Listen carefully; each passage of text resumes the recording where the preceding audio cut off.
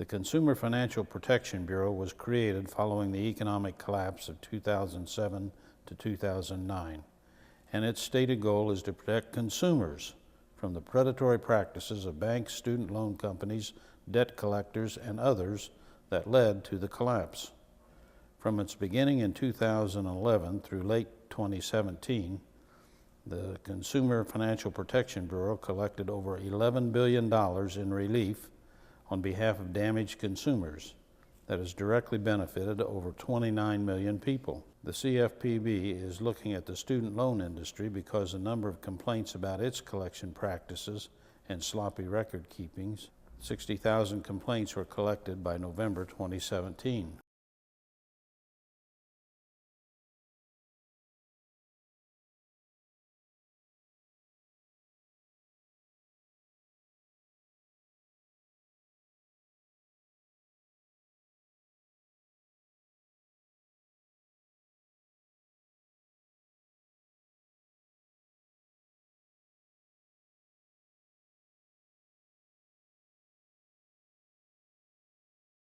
This follows a pattern of the banking industry that failed to correctly record payments from borrowers, tried to collect debts that had been discharged in bankruptcy, and other misconduct.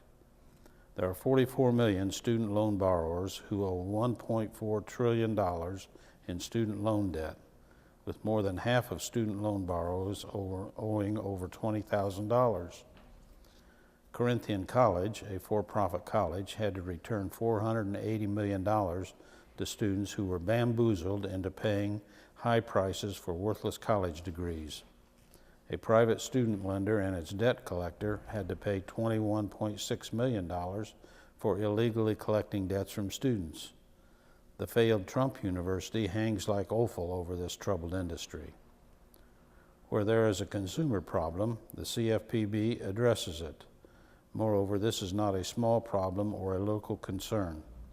The financial industry has railed against this government agency that responds to consumer complaints and has forced the industry to pay $11 billion in fines and made public its misconduct.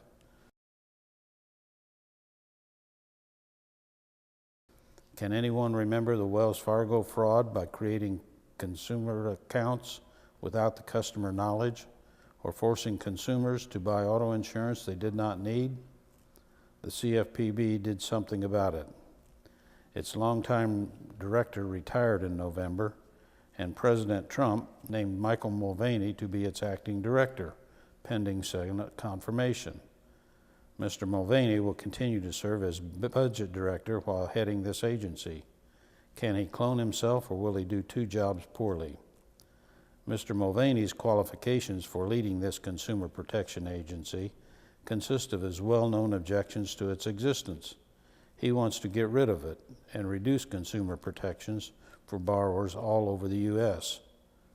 Representative Mulvaney once said, quote, "I don't like the fact that CFPB exists. I will be perfectly honest with you." And what do we think of this move to eliminate consumer protections for all Americans by Trump?